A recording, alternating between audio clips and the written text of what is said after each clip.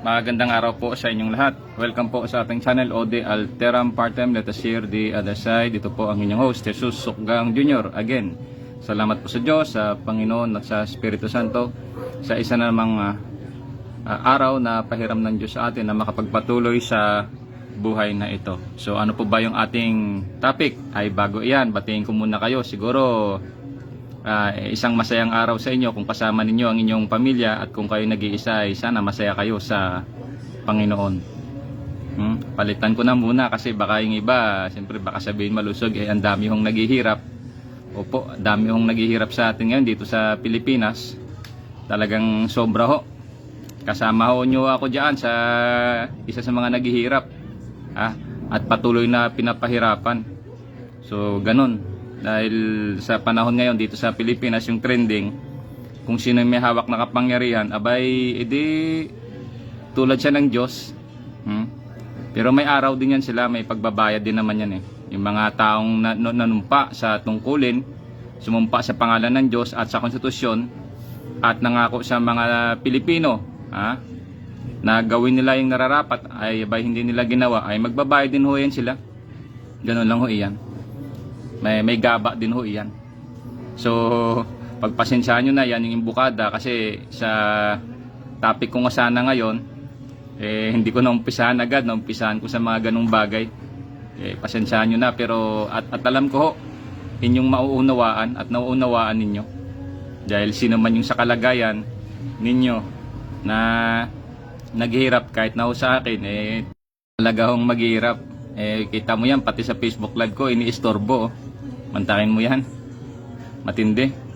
So ito po, ano po ba yung ating topic ngayon? Yung topic po natin ngayon ay how to make a story. Opo, paano gumawa ng kwento. Ano po ba yung dapat natin gawin? Basic na paggawa ng kwento. Hindi yung kwento na gawa-gawa.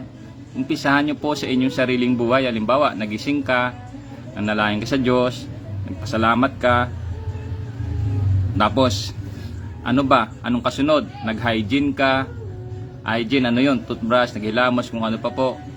Tapos niligpit mo yung higaan mo, kung ano pa. Yun ang pinaka-basic niyan. Una, yung pagising mo, okay? Tapos anong kasunod? Ano yung ginawa mo pagkatapos niyan? Nag-prepare ng pagkain, almusal, ganun ba? Gawan nyo ho ng paglalatag.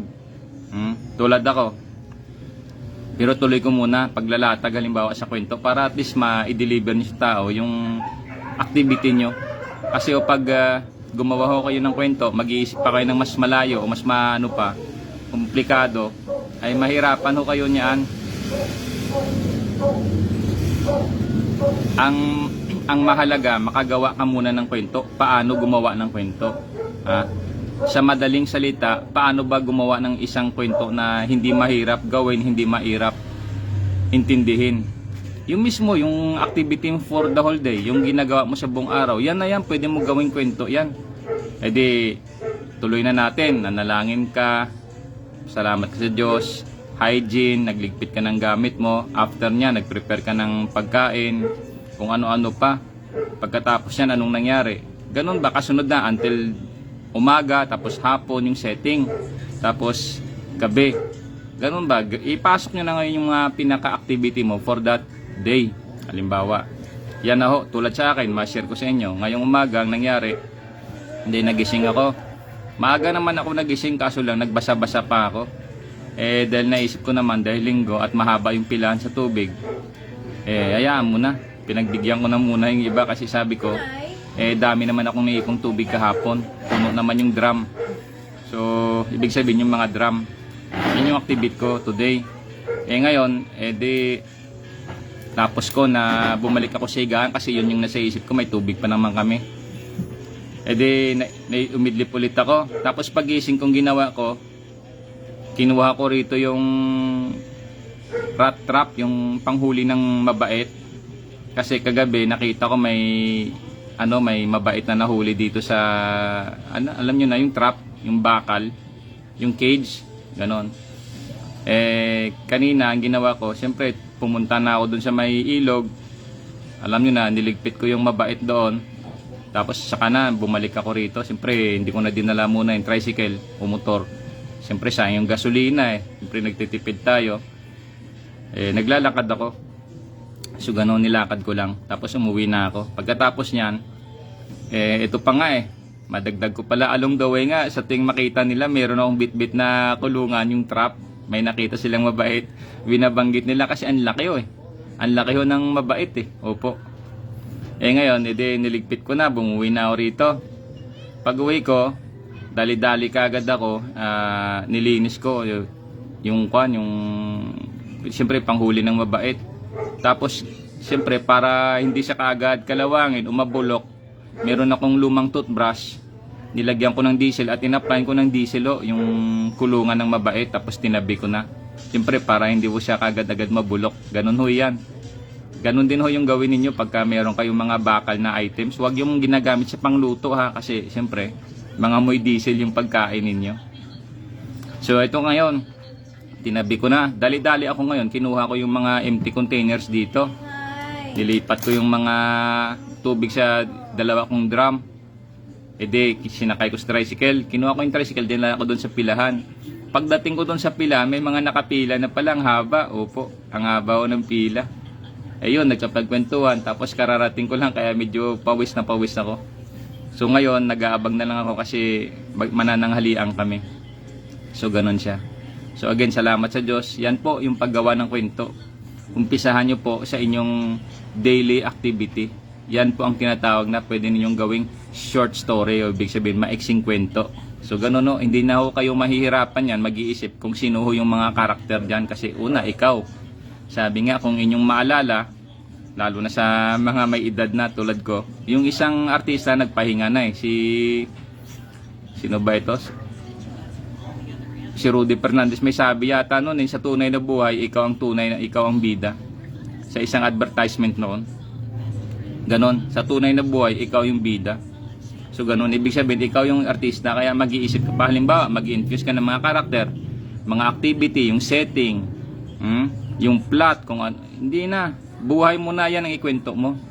Ngayon, sino ba nag-inspire sa akin yan? Ganito, ang nag-inspire sa akin yan, yung kapitbahay namin doon sa Dayot Subdivision, dyan sa may Herios Extension, Herios, La Paz, Iloilo City. Isa ho siyang Australiano, pumunta rito sa Philippines, nagbisita, hindi ko alam kung anong sadya dito. Umupa siya doon sa kapitbahay namin. Siyempre, mas mahal sa hotel Ang ginawa nila, umupa ng bahay, edi mas nakatipid. Matatalino sila minsan, yung tatay ko kasi marunong din sa plumbing yung tatay ko, tinawag niya ngayon magpa-service siya, magpagawa siya ng linyada ng tubig. Yun, kaya napupunta kami doon until such time na doon nga sa division, in-invite ako ng pastor na maging yung people niya. Itong Australiano nililigawan ni pastor. So ganon. Nung minsan isang gabi, dinayo ni pastor yon, sinama ako ni Pastor Monsalud. Tapos nakipag-usap siya doon sa Australiano. Pagdating namin sa bahay, welcome naman kami ng Australiano, siyempre kwentuhan Tapos kwento ng Australiano yung buong activity niya for the whole day. So natatak sa isip ko iyon nung 1996 pa. Kwento niya yung pinakabuwa, yung nagawa niya for the whole day. Ganitong araw, ganito nagising ako, ganito ginawa ko, ganito ganyan yung activity niya. Sabi ko, ang galing naman kako kwento nito kako ng Australiano na ito. Kaya ako naisip ko yan, matagal na panahon na. Actually, tinatago ko yan Ngayon, nilalabas ko na ho. Hindi ko naman naikwento yan. Siguro mga isang beses pa lang. Ngayon ko lang naikwento. So, ganun Kaya sinishare ko sa inyo na sa paggawa ng kwento, sa pag-deliver ng message, para maintindihan mo, meron kang kabuuang kaalaman sa isang pangyayari. Mismo ho yung buhay mo, pwede mo ho ikwento iyan.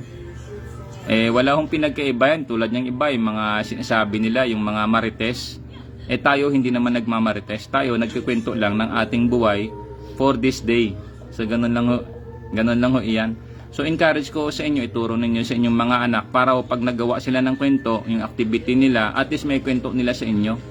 At the same time, maganda din ho iyan sa pamilya kung naikikwento ng kanyang anak sa kanyang magulang. At least makita ninyo kung sino yung mga kaibigan niya, kung anong mga nangyari. So ganun siya.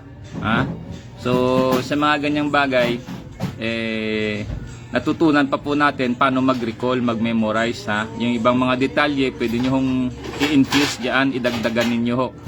So ganun ho siya. At least meron din ho kayong masabi na matawag ba na achievement for that day. So yan po, umpisahan po ninyo ang inyong kwento. Yan, sa buhay, sa araw-araw na iyan. Ay at least nakaka-develop po kayo later. Makakagawa na ho kayo ng mahaba-habang kwento.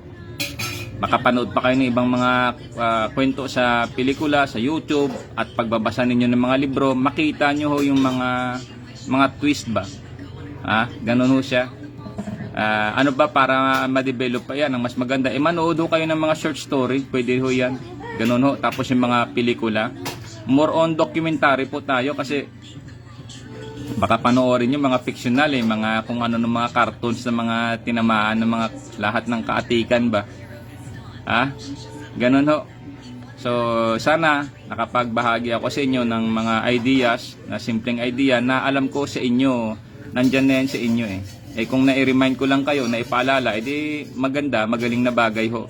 At least hindi na ho kayo mahirapan sa paggawa ng kwento o maturuan man ng inyong mga anak, inyong pamilya, lalo na sa mga kabataan na lumalaki. At least maturuan nyo sila paano sila mag-isip at magbigay, mag-deliver ng kwento. At least hindi sila mahirapan, opo. Kasi lalo na ginagamit niyo ang ating salita. So madali ho mag-communicate. So ganun po iyan. So again, ito po ang inyong host, Jesus Sukgang Jr. Sana kayo ay masaya kasama ang inyong pamilya, at kung kayo nag-iisa ay masaya kayo sa Panginoon. Salamat sa Diyos, sa Panginoon at sa Espiritu Santo. Ode Alteram Partem. Let us hear the other side. Ito ang inyong host, Jesus Sukgang Jr. Amen.